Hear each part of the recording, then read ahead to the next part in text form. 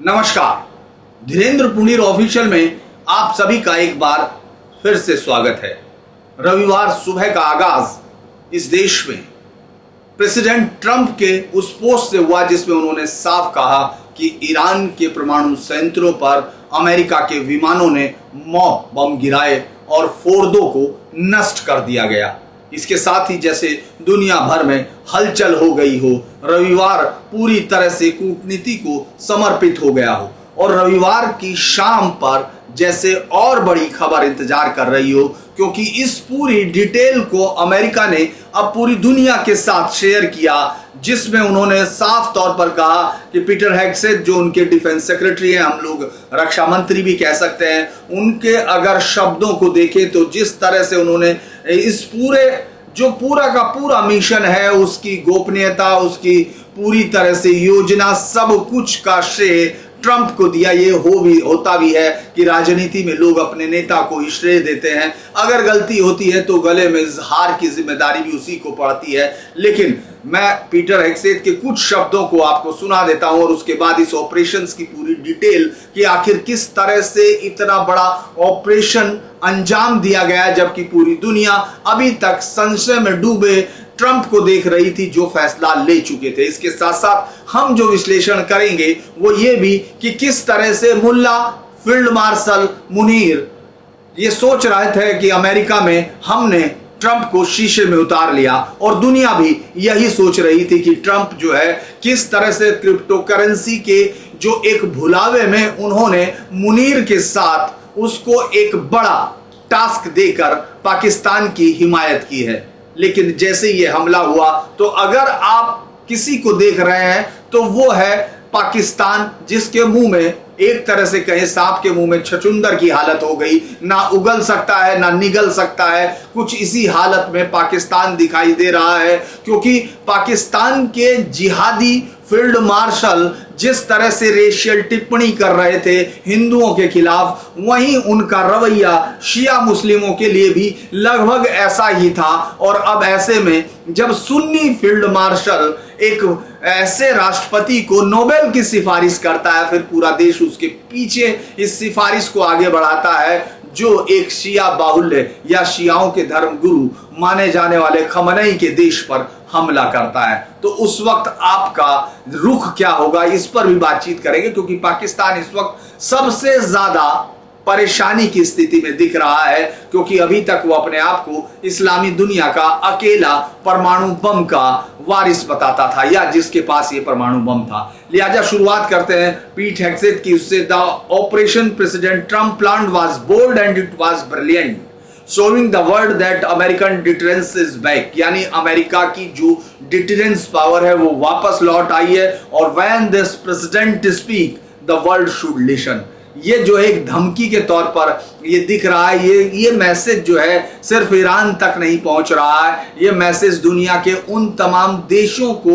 भी दिया जा रहा है जिनको संघर्ष विराम के लिए या जिन पर अमेरिका कुछ शर्तें आयद करना चाहता है, उस तरीके से ये दिया जा रहा है बयान। उन्होंने कहा कि जब we destroy Iran nuclear enrichment capacity not in pieces but obliterated it, यानी हमने ईरान के परमाणु जो एनरिचमेंट की ताकत है उसको केवल टुकड़ों में नहीं बल्कि पूरी तरह मिटा दिया। ये उस तरह से जिस तरह से ये बयान दिया गया, आपने देखा कि प्रेसिडेंट ओबामा के लगभग 10 से 12 घंटे बाद ये बयान आता है, तो उस समय तक अमेरिका तमाम डाटा इकट्ठे कर चुका है। आप सैटेलाइट से तबाह हुए फोर्डों के वीडियो देख रहे हैं, हालांकि इस पर एक्सपर्ट अलग अलग बात कह रहे हैं, उस पर भी हम बातचीत करेंगे। लेकिन पहले उस प्रेस कॉन्फ्रेंस की बात कर रहे हैं जो पेंटागन ने जो पूरी दुनिया को ये बताया कि किस तरह से अमेरिका एक पूरी दुनिया की अकेली सुपर पावर है। अगर हम लोग इस धमकी को देखें तो वो ये धमकी है। लेकिन एक बात जो अमेरिका दूसरे के मुंह से नहीं सुनना चाहता, यानी जब भारत ने कहा था जिस तरह से कि हमने पाकिस्तान में सिर्फ आतंकी साइट्स को टारगेट किया है, कोई सिविलियंस या कोई सैन्य क्षमता को नहीं, लगता है कि जैसे ये पूरा का पूरा वाक्य हम अमेरिकन डिफेंस सेक्रेटरी के मुंह से सुन रहे हैं। उन्होंने कहा कि हमने we did not target Iranian soldier और civilians but we utterly demolish the nuclear capability.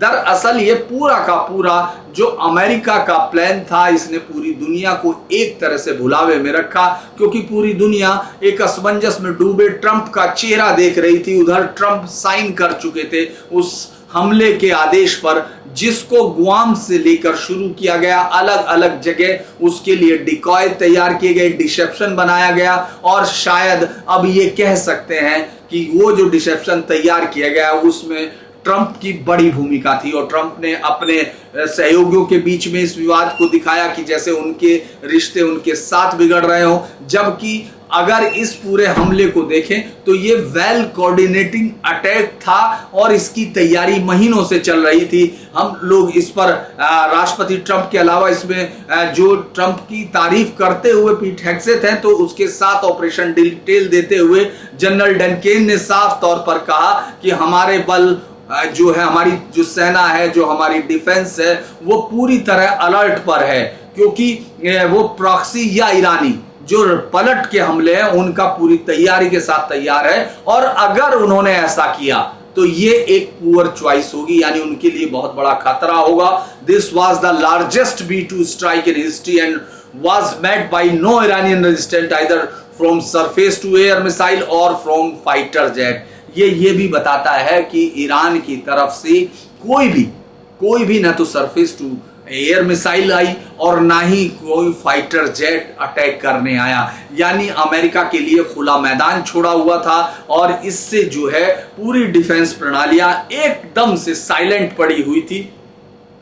ये ऑपरेशंस उन्होंने बताया कि कई क्षेत्रों में, कई थिएटरों में योजनाबद्ध तरीके से, यानी क्योंकि अमेरिका से इन प्लेन्स ने उड़ान भरी लगभग 35 घंटे, कुछ प्लेन्स के बारे में आ रहा है कि 35 घंटे तक इन्होंने प्लेन्स ने उड़ान भरी। और अगर हम इसको अब ये देखते हैं कि इसके जो सबसे बड़े जो इसकी पूरे ऑपरेशंस की निटिग्रिटीज हैं उस पर बात करते हैं, तो 125 जेट विमानों ने इसमें हिस्सा लिया, जिसमें 7 B-2 बॉम्बर्स थे। यानी इससे पहले चर्चा हो रही थी कि मॉब गिराने के लिए 2 होगा, लेकिन 3 न्यूक्लियर साइट पर 14,000 किलो के दर्जन भर बम गिराए गए। पूरी तरह नष्ट करने का इरादा था अमेरिका ने तीनों पर। जो 13 घंटे बाद ये डिटेल दी गई है, माफ कीजिएगा मैं उसको सही समय यह है कि 13 घंटे बाद इसकी डिटेल दी गई। इसमें बताया 125 एयरक्राफ्ट थे और इस पर जिस तरह से न्यूक्लियर साइट्स हैं उनको पूरी तरह तबाह कर दिया। इसमें अभी तक इसके तुरंत बाद इजराइल पर ईरान ने बड़े हमले किए और बहुत तेजी से। अभी जब हम लोग बातचीत कर रहे हैं उस वक्त फ्रांस में एक बड़ी इमरजेंसी मीटिंग बुलाई जा रही है, क्योंकि जो अमेरिका के सहयोगी हैं वो उसके साथ तो खड़े दिख रहे हैं, लेकिन उनको कहीं ना कहीं ये लग रहा है कि अमेरिका ने ये ओवर रीच की है, उनको इन्फॉर्म नहीं किया, उनको विश्वास में नहीं लिया। हालांकि जो ब्रिटेन के प्रधानमंत्री हैं वो कह चुके हैं कि अमेरिका ने उनको इन्फॉर्म किया था, उनसे बात की थी। तो ये बाकी सब लोग जो यूरोपियन लीडर्स हैं वो सब इस पर बात कर रहे हैं। मैक्रो ने इस पूरे मसले पर सऊदी अरब और ओमान के नेताओं से भी बातचीत की, अब वो यूरोपियन नेताओं से भी बात करेंगे। फ्रांस ने साफ किया कि उसने अमेरिकी हमलों में हिस्सा नहीं लिया है, लेकिन ईरान पर हमले को लेकर चिंता जरूर जताई है। उन्होंने कहा इस बातचीत का सिर्फ इस मसले का हल सिर्फ बातचीत से है। इस दौरान अलग अलग जानकारियां सामने आ रही हैं। आपने वो फोटो भी देखे होंगे जिसमें वो दोनों जो वाइस प्रेसिडेंट और प्रेसिडेंट अमेरिका के एक साथ उस न्यूज रूम में मौजूद थे, सिचुएशन रूम में मौजूद थे, जहां से वो इस हमले को सीधे तौर पर देख रहे थे। इस ईरान के जो इस हमले का जो आपको मालूम है, इस ऑपरेशन का नाम था मिडनाइट हैमर, यानी आधी रात का हथौड़ा। इसको जो है 125 से ज्यादा विमान शामिल हुए, जो मैं पूरा बता चुका हूं कि इस मिशन को डिसेप्शन के लिए तैयार किया गया था। कुछ बमवर्षक विमानों को प्रशांत महासागर की तरफ भेजा ताकि ईरान को लगे कि हमला उस तरफ से होगा, और जबकि असली हमला दूसरी दिशा से कराया गया। यह मिशन मिसौरी से शुरू किया गया और 11 सितंबर 2001 के बाद हमलों के बाद सबसे लंबा B-2 मिशन था। पूरा ऑपरेशन बेहद गुप्त था। कुछ ही लोगों को, मिलिट्री लीडर्स को इसकी जानकारी दी गई थी। अब अमेरिकन रक्षा मंत्री ने साफ कर भी दिया कि अगर कोई हमला ईरान की तरफ से हुआ या उसके प्रॉक्सी से हुआ तो उसका जवाब दिया जाएगा। इसके तुरंत बाद अगर हम लोग देखें कि फोर्डो की जो साइट है उसकी सैटेलाइट इमेज आ चुकी है और वो इमेज ये बता रही है कि पूरी की पूरी जो फोर्डो की साइट है वो जमीन में धंस गई है, वो पूरा हिस्सा जमीन में धंसा हुआ है। और इस पर अगर हम लोग सुबह से देखें कि जैसे ही हमला हुआ उसके तुरंत बाद ईरान के रिएक्शंस की पूरी दुनिया की निगाह टिकी हुई थी, साथ ही पूरी दुनिया की निगाह टिकी हुई थी रूस और चाइना पर कि आखिर वो किस तरह का एक्शन लेते हैं। भारत की निगाहें तो यकीनन पाकिस्तान पर होगी, उन पर तो टिकी थी, लेकिन पहले सबसे पहले ईरान के राष्ट्रपति मसूद पज़ेश्कियान का जो उन्होंने अमेरिका पर आरोप लगाते हुए कहा कि वो हमला का मुख्य आरोपी वही है, यानी पूरी जिम्मेदारी उन्होंने जो चाहे इजराइल का हमला हो वो भी उसकी जिम्मेदारी उसी अमेरिका पर लगाई है। उन्होंने कहा कि ईरान की सेनाओं के आगे इजराइल के कमजोर पड़ने पर अमेरिका का चेहरा बेनकाब हो गया था। रूस ने भी उसी तरह से आपने देखा कि रूस ने भी उसी तरह का बयान किया। यही हाल रहा तो ट्रंप को कभी नोबेल प्राइज नहीं मिलेगा। लगातार पिछले 5-6 दिन से तमाम दुनिया का हर आदमी ट्रंप की नोबेल की इच्छा पर ज्यादा सवाल कर रहा था। वो ट्रंप को एक नोबेल प्राइज के लिए एक भूखे की तरह दिख रहा था, जिसकी भूख इतनी ज्यादा बढ़ रही है कि वो एक फील्ड मार्शल को व्हाइट हाउस में सिर्फ इसलिए लंच कराता है क्योंकि उसने उनको नोबेल प्राइज देने के लिए एक प्रस्ताव भेजा था। ये तमाम चीजें चल रही थी। इसी बीच अब मुझे लगता है कि जो रूस ने कहा, ये एक तरह की जिसको राजनीतिक तौर पर कहा जाता है एक हताशा भी दिखाते हैं, क्योंकि आप अब और कुछ नहीं कर सकते। ये हम लोग लगातार बात कर रहे थे, मैं आपके साथ जब से बात कर रहा हूं इस पूरे इशू को लेकर, तो मेरा कहना है कि अभी तक भी ये उम्मीद नहीं है कि रूस या चाइना कोई जुबानी जमा खर्च के अलावा अपने सैनिकों के कदमों को भी कोई जरा सी जहमत देगा या अपने माफ कीजिएगा, जो अपने एरोप्लेन से जो फाइटर जेट है उनमें से किसी को अपने हवाई अड्डों से उड़ाकर अमेरिका की तरफ या इजराइल की तरफ थोड़ी सी भी जुम्बिश करता हुआ दिखाई देगा। ऐसा नहीं है, तमाम जगह पर आपको दिखाई देगा कि वो लोग सिर्फ और सिर्फ निंदा करने तक सीमित रहेंगे। भारत के प्रधानमंत्री नरेंद्र मोदी, उन्होंने भी ईरानियन प्रधानमंत्री के साथ न केवल बातचीत की, ईरानियन राष्ट्रपति के साथ मसूद के साथ बातचीत की और इस पर चिंता जताई है। उन्होंने कहा कि बातचीत के जरिए हल होना चाहिए, तो उसी तरह से लगभग मिलता जुलता रहेगा। और रूस के पूर्व राष्ट्रपति दिमित्री मेदवेदेव ने कहा कि ट्रंप का शांति का दूत बन के आए थे, लेकिन अब उन्होंने अमेरिका को एक नई जंग में झोंक दिया है। माफ कीजिएगा। उन्होंने कहा कि ज्यादातर देश इजराइल और अमेरिका के कार्रवाई के खिलाफ है, इजराइल और अमेरिका की कार्रवाई के खिलाफ है। अमेरिका अब एक ऐसे नए संघर्ष में फंस गया है जिसमें जमीनी लड़ाई की पूरी संभावना है। उन्होंने कटाक्ष करते हुए, मैं उनके चूंकि शब्द दोहरा रहा हूं कि अगर यही हाल रहा तो ट्रंप नोबेल शांति पुरस्कार कभी नहीं जीत पाएंगे। ये ईरान की जो है हमले के जवाब की तैयारी कर रहा है, जैसा हम लोग सुबह भी बात कर रहे थे। जो तमाम अमेरिका के मिडिल ईस्ट में जितने भी बेस हैं, जो 29 के करीब हैं अलग अलग देशों में, उन सब पे हाई अलर्ट है।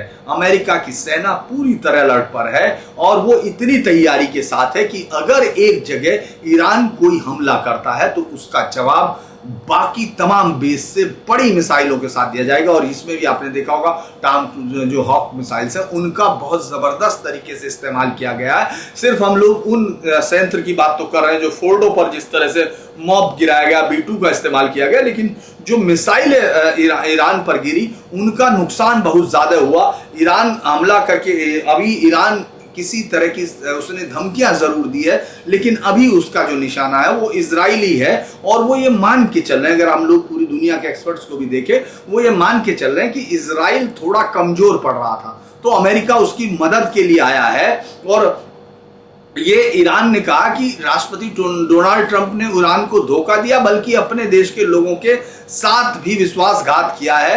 उन्होंने नेतन्याहू की बात मानकर ये जो दूसरे देशों पर हमला करा था उसकी बात में आकर वो उन्होंने एक नई शुरुआत कर दी जंग की। अब ये जो नई चीजें दिख रही है, तो क्या अमेरिका के खिलाफ रूस और चीन कोई बड़ी शुरुआत कर सकते हैं, क्योंकि ईरान के जो विदेश मंत्री अब्बास अराकाची वो रूस पहुंच रहे हैं। उन्होंने इस्तांबुल में, चूंकि टर्की का भी बयान उसी तरह का आया है, उसने भी इस हमले की निंदा की है, लेकिन अभी तक कोई मूवमेंट नहीं किया। और उन्होंने इस्तांबुल में प्रेस कॉन्फ्रेंस चूंकि ईरान के विदेश मंत्री ने की है, उन्होंने कहा है कि वो सोमवार को राष्ट्रपति के साथ, जो रूसी राष्ट्रपति है उनके साथ बातचीत करेंगे और वो हमेशा की तरह एक दूसरे से मिलकर फैसला लेंगे। अब डिप्लोमेसी की कोई बातचीत नहीं है। पीएम मोदी का आपने बयान पढ़ा ही है, उन्होंने कहा मैंने ईरान के राष्ट्रपति से बात की, हमने मौजूदा स्थिति पर विस्तार से चर्चा की है। हमने लेकर गहरी चिंता, मैंने तनाव कम करने, संवाद और कूटनीति को प्राथमिकता देने, क्षेत्र में शांति, सुरक्षा और स्थिरता की बहाली को न्यान। इसके साथ साथ अगर हम लोग देखें कि ईरान कर क्या सकता है, ईरान ने अमेरिका के कुछ शहरों तक पहुंचने की मिसाइल के सिस्टम को लेकर धमकियां जरूर दी हैं, लेकिन वो जमीनी तौर पर ऐसा होगा ये मुश्किल लग रहा है। हालांकि अमेरिका के जो वाशिंगटन है, न्यूयॉर्क है, उन शहरों की सुरक्षा बढ़ा दी गई है। न्यूयॉर्क के जो NYPD है, जिसको आप हमेशा सीरियल्स में भी देखते होंगे, उन्होंने भी कहा है कि वो ईरान की स्थिति पर नजर रखे हैं। लेकिन ईरान ने कहा कि हमने अमेरिका के हमले से पहले यूरेनियम को एक दूसरी साइट पर भेज दिया था। ये मुझे लगता है कि ये ईरान का एक कोशिश है कि वो इस बात पे अपनी जनता के सामने अपने आप का मनोबल ऊंचा दिखा सके। अमेरिकी उपराष्ट्रपति अभी कुछ देर पहले बोल रहे थे, उन्होंने कहा था कि ईरान का न्यूक्लियर जो प्रोग्राम है वो बहुत पीछे कर दिया गया। राष्ट्रपति ट्रंप अब एक कूटनीतिक रास्ता तलाश कर रहे हैं। अब हम इसे लंबा नहीं खींचना चाहते, नहीं इसे आगे बढ़ाना चाहते हैं, क्योंकि जो हमारा लक्ष्य था वो हमने खत्म कर दिया। यानी उनका ये कहना था कि जो हमारा एजेंडा था वो हमने हासिल कर लिया, अब हम इसको ज्यादा बढ़ाना नहीं चाहते। अगर अब हम वापस जाते हैं उस पर अगर बात करते हैं तो पाकिस्तान की स्थिति मुझे लगता है सबसे ज्यादा इसमें खराब हो रही है। वो जिस तरह से इस्लामिक दुनिया का एक लीडर बनने की कोशिश कर रहा था, उसने इस पूरे मसले पर मुझे लगता है सबसे ज्यादा परेशानी की बात अगर किसी के साथ है तो वो पाकिस्तान के है। हालांकि पाकिस्तान और कतर ने तो बाकायदा एक तरह का बयान भी जारी किया था, बहुत टफ बयान था, लेकिन कतर उससे आगे बढ़ेगा ये सबको मालूम है कि अमेरिका पर उसकी निर्भरता कितनी ज्यादा है, अमेरिकन हथियार से लेकर अमेरिकन सुरक्षा तक। तो ईरान के जो उन्होंने कहा कि पाकिस्तान के सबसे पहले तो संयुक्त राष्ट्र संघ के उसने शुरुआत की थी, अलग अलग देशों ने कहा, लेकिन हमारी नजर, पूरे देश की नजर तो पाकिस्तान पर थी, क्योंकि पाकिस्तान ने लगभग 5 घंटे बाद इस पर कोई रिएक्शन दिया था। वो पाकिस्तान जो इस्लामिक दुनिया को बाकी गैर इस्लामिक दुनिया के साथ, जिसका फील्ड मार्शल बेशर्मी के साथ ये कहता है कि मुस्लिम हिंदुओं से हर तरह से अलग है, ये बात कहने के लिए वो जिस मंच का इस्तेमाल करता है वो तमाम प्रवासी पाकिस्तानी जो दुनिया में पाकिस्तान की इमेज लेकर जाते हैं या जो दुनिया में पाकिस्तान के लिए काम कर रहे होते हैं, और उनकी तालियों की गड़गड़ाहट ये बताती है कि पाकिस्तान के अंदर इसका जहर कितना बड़ा है। लेकिन वो जब ये सारी लड़ाई सामने आती है तो वो सिर्फ और सिर्फ मन महसूस कर, मुझे लगता है 5 घंटे बाद जब बयान देता है तो उसका बयान ये है कि उसने अमेरिकी हमलों की निंदा की है। विदेश मंत्रालय ने कहा हम इस क्षेत्र में तनाव के और अधिक बढ़ने की संभावना से चिंतित है। ये हमले अंतर्राष्ट्रीय कानूनों के सभी मानदंडों का वो उल्लंघन करते हैं। ईरान को संयुक्त राष्ट्र संघ चार्टर के तहत अपनी रक्षा करने का वैध अधिकार है। ईरान के खिलाफ जारी आक्रामकता के कारण तनाव और हिंसा में भूतपूर्व वृद्धि परेशान करने वाली है। ये अगर हम लोग उनकी देखें तो ये सबसे बड़ी बात यह है कि क्या एक ऐसा राष्ट्र जिसने अभी 2 दिन पहले पाकिस्तान ने भी ऑफिशियली तौर पर जो भेजा है शांति के लिए, नोबेल प्राइज के लिए जो नाम डोनाल्ड ट्रंप का भेजा है, क्या अब वो इसको वापस ले सकता है? क्या पाकिस्तान की तरफ से कोई ऐसा बयान आएगा?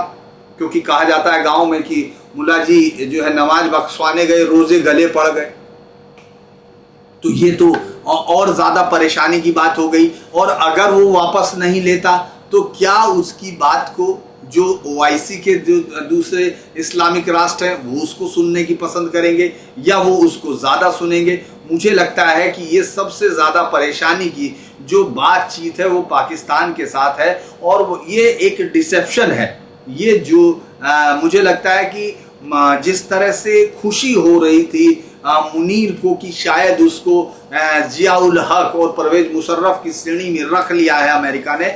अब ये दिख रहा है उसको कि कहीं ऐसा तो नहीं कि उसको बुलाकर उसके बाल मूंड दिए हो, क्योंकि अमेरिकन जो जिस तरह से जो इस्लामिक मुल्क हैं उनके अंदर दो तरह की बातें अब शुरू हो जाएंगी, क्योंकि मोहम्मद बिन सलमान या सऊदी अरब की तरफ से भी उस तरह का रिएक्शंस जिस तरह की उम्मीद की जा रही थी, खासतौर से जो इस्लामिक उम्मा की बात करने वाले लोग हैं, ये कोशिश कर रहे थे कि इसराइल जो सऊदी अरब है उसका रिएक्शन बहुत तेज आएगा। लेकिन ये सबको मालूम है कि सऊदी अरब अंदर खाने ईरान को वो नहीं चाहता कि किसी भी तरह ईरान के हाथ में ये परमाणु बम आए, क्योंकि ये परमाणु बम उस पूरे मिडिल ईस्ट के पूरे क्षेत्रीय संतुलन को बिगाड़ देगा।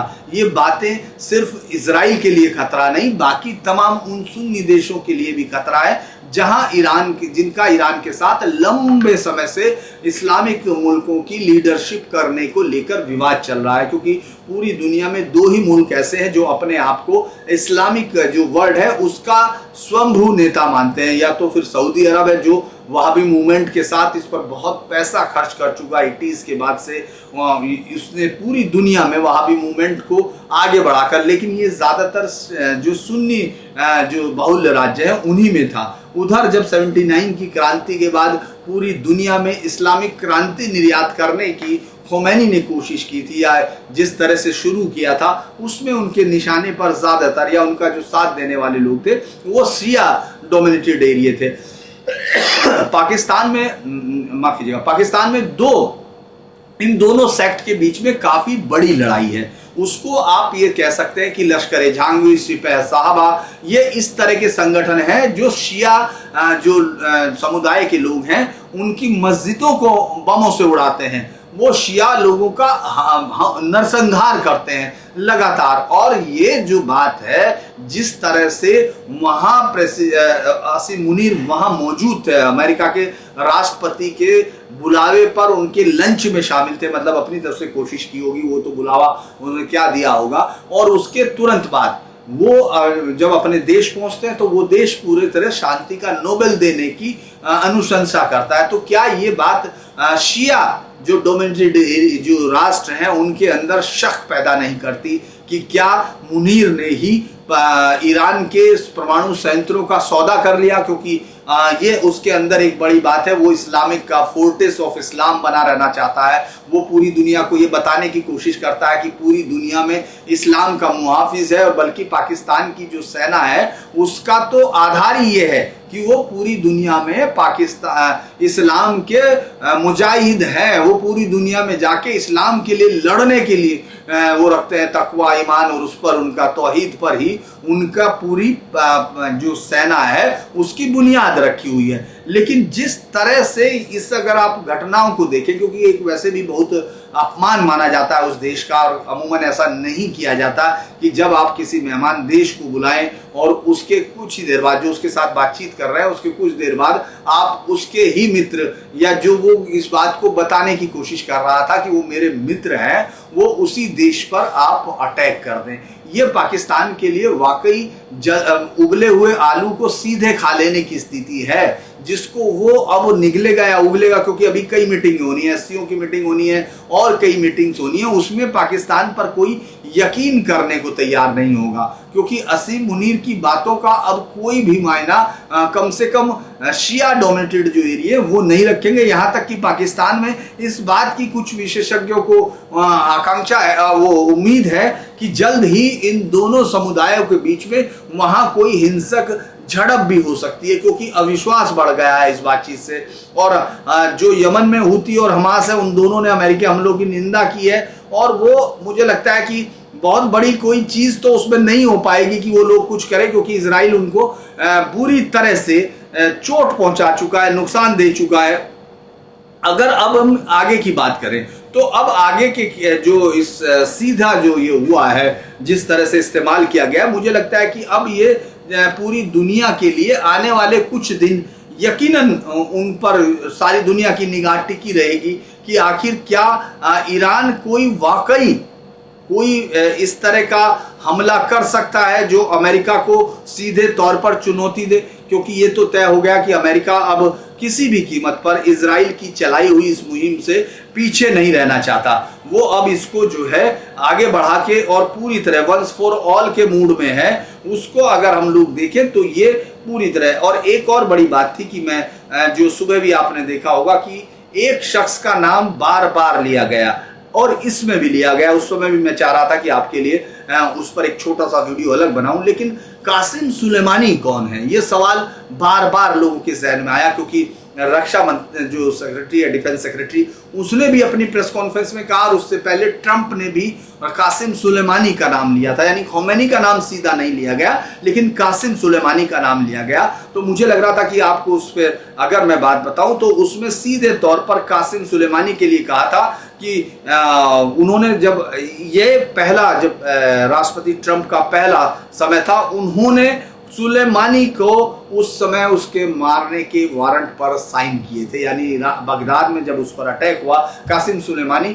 IRGC का यानी जो रिपब्लिकन गार्ड्स है, जो कॉप्स है, और सबसे ज्यादा खोमैनी की जो सबसे बड़ी ताकत है, उसका सबसे ड्रेडेड जो कमांडर था, जिसने हूती, हमास और हिजबुल्लाह को पूरी दुनिया में हमलों के लिए ट्रेन किया था। और वो खास तौर से अमेरिकन की जान का बहुत बड़ा दुश्मन था।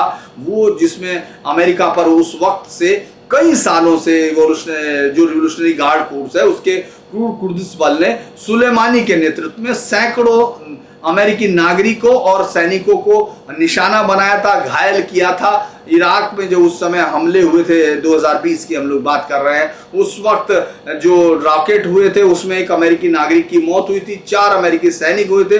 बगदाद में उनके दूतावास पर हमला हुआ था। ये सब सुलेमानी के निर्देश पर हुआ था। सुलेमानी ने, ये प्रेसिडेंट उस समय जब उस पर साइन किए गए थे, तो सुलेमानी के मारे जाने के बाद भी प्रेसिडेंट ने बाकायदा एक रिलीज जारी की थी और लोगों को संबोधित करते हुए कहा था कि सुलेमानी ने निर्दोष लोगों की हत्या को अपना जुनून बना लिया तथा नई दिल्ली और लंदन तक आतंकवादी साजिशों में योगदान दिया था। आज हम लोग जब ये मारा गया था उस वक्त का है। सुलेमानी पिछले 20 सालों से मध्य पूर्व को अस्थिर करने के लिए आतंकी वारदातों को अंजाम दे रहा था। कल अमेरिका ने जो किया वो बहुत पहले कर लिया जाना चाहिए था।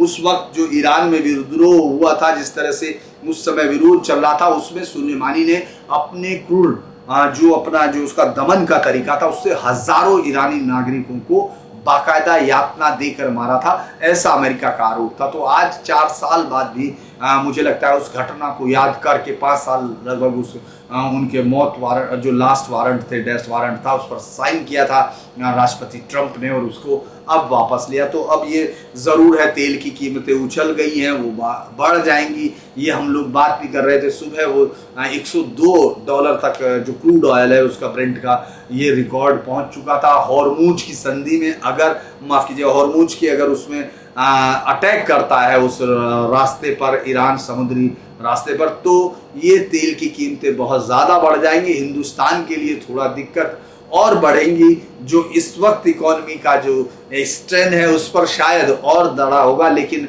मुझे लगता है कि दुनिया इस समय सांस रोककर मिडिल ईस्ट में चल रहे इस युद्ध के हर एक पहलू को गौर से देख रही होगी। हम लोग भी बाकी तमाम खबरों पर आज हमने बात नहीं की। मैं सोच रहा था कि हम लोग इस पर और तमाम चीज़ों पर भी इशू पर बनाएं, लेकिन मुझे लगता है कि ये जो मसला है ये बहुत बड़ा है। और अलग अलग आपने सोशल मीडिया पर गौर किया होगा कि हिंदुस्तान के लिए भले ही प्रधानमंत्री ने सिर्फ वहाँ के राष्ट्रपति से बात करके उस बात को सिर्फ चिंता जताई हो, लेकिन मुझे लगता है भारतीय सुरक्षा एजेंसीज उन तमाम ट्विटर्स, उन तमाम हैंडल्स के ऊपर भी गौर कर रही होगी जो सऊदी अरब से लेकर बाकी तमाम अरब मुल्कों को इसलिए कोस रहे हैं कि वो इस समय ईरान का साथ नहीं दे रहा। और ये भारतीय जो एक खास किस्म के लोग हैं उनकी बड़ी ज़बरदस्त इस समय ये खास तौर से सऊदी अरब को इस्लाम सिखाने की बड़ी कोशिश है। उनमें से शायद ही कोई अरबी जानता पढ़ता लिखता होगा, वो सिर्फ रट कर उसने उस अरबिक से कुछ आयतें ज़रूर याद की होंगी। लेकिन अगर आप कुछ खास सोशल मीडिया अकाउंट्स पर जा रहे हैं तो आप देखेंगे कि इस वक्त भारत के एक बड़ा हिस्सा है जो मतलब इस तरह की घटनाओं पर पूरी तरह से अरब राष्ट्रों के खिलाफ है। वो चाहता है कि इस्लामिक होने के नाते जिस तरह से फील्ड मार्शल असीम मुनीर की इच्छा है, उस तरह की इच्छा लिए हुए वो लोग भी चाहते हैं कि थोड़ा सा ये युद्ध हो, इसको पूरी तरह से अमेरिका को नस्ताबूद कर दिया जाए या इजराइल का। मैं बहुत सारे ऐसे लोगों से मिलता हूं जो इजराइल का जो कोको कोला इसलिए नहीं पीते हैं कि वो कहीं इजराइल का तो नहीं बना हुआ, यानी उनका लेवल जो अगर आप देखेंगे तो वो कोई कम बड़ा जिहादी नहीं है। हालांकि हमारे देश के नेताओं में से आज असदुद्दीन ओवैसी साहब ने तो बताया ही है कि किस तरह से उसने इंटरनेशनल लॉ तोड़ा है अमेरिका ने, लेकिन सब लोग जानते हैं समर्थ को नहीं दोष घुसाई, यानी जिसके पास सामर्थ है तो वो करेगा। अगर यही सामर्थ अगर आपको लगता है ईरान के पास होती तो क्या इजराइल अभी दुनिया के नक्शे पर बचा हुआ होता? इसीलिए जब हम आज नेतन्याहू को खुश होते हुए देखते हैं, हालांकि तमाम रिपोर्टर्स और वो देख रहे थे कि ईरान से लगातार पूरी मिसाइलों के अटैक किए गए तेल अवीव पर, और उसके बाद फिर खुद इजराइल ने अटैक किया। लेकिन मुझे लगता है कि ये बातें आज शायद उतनी बड़ी नहीं जितनी अमेरिका के इस युद्ध में घुसकर 2 प्रेस कॉन्फ्रेंस के सहारे पूरी चीजों को तार तार कर देने की है। और साथ ही ये भी बात बड़ी होगी कि अगले कुछ दिनों में अमेरिका क्या करता है, खासतौर से ईरान को बातचीत की मेज पर लाने के लिए। और ईरान के अंदर क्या अब पूरा देश एक साथ दिखाई देगा जो डिवीजन दिख रहा था, या ईरान में जो सताए गए लोग हैं जिनकी अपनी सरकार से अब कोई भी उनका सरकार पर यकीन नहीं है, क्या वो वाकई उस तरफ बढ़ सकते हैं? क्या ईरान में कोई सत्ता का परिवर्तन हो सकता है? ये वो सवाल है जो अब लोगों के जहन में घुस रहे हैं, क्योंकि जिस तरह से इराक में सत्ता परिवर्तन हुआ, याद कीजिएगा लीबिया में जिस तरह सत्ता परिवर्तन हुआ, और वो एक राष्ट्र के तौर पर अब लड़खड़ा रहे हैं, वो घुटनों के बल गिरे हुए हैं। वहां अलग अलग जगह पर अलग अलग जो कबीले टाइप लोग हैं या आतंकी संगठन है उनका कब्जा है। क्या वाकई ओआईसी अपनी रीढ़ दिखा सकती है? क्योंकि जिस तरह से जब इजराइल के साथ 7 डेज वॉर होता था, इससे पहले बहुत अगर हम पुराने वॉर्स की बात करते हैं तो तब ये अरब लीग उसका जो ऑयल प्रोडक्शन है उसको कम कर देती थी, उसको कम करके उसका रेट बढ़ा देती, पूरी दुनिया को एक घुटनों पे लाने की कोशिश किया करती थी। लेकिन आज तो ऐसा कुछ दिख नहीं रहा है, और मुझे लगता है कि ईरान के खिलाफ इस कार्रवाई से बहुत सारे ओआईसी के देश भी खुश हो रहे होंगे, क्योंकि उनके खुशी के कारण कुछ और हैं। लेकिन आज के लिए हम लोग इसीलिए आज इसको यही खत्म कर रहे हैं। हालांकि सुबह जिस तरह से वीडियो को आपने लाइक किया, शेयर किया, सब्सक्राइब किया, उसके लिए तो मैं आपका धन्यवाद देता हूं, और उम्मीद करता हूं कि आप इस वीडियो के साथ भी उसी तरह का स्नेह दिखाएंगे, इसको लाइक करेंगे, सब्सक्राइब करेंगे, शेयर करेंगे, ताकि हम लोग और ज़्यादा मेहनत के साथ आपके साथ नए नए इश्यूज़ पर और गहरा विश्लेषण कर सकें। अभी के लिए इतना ही, बाकी मिलते रहिए इसी को। नमस्कार।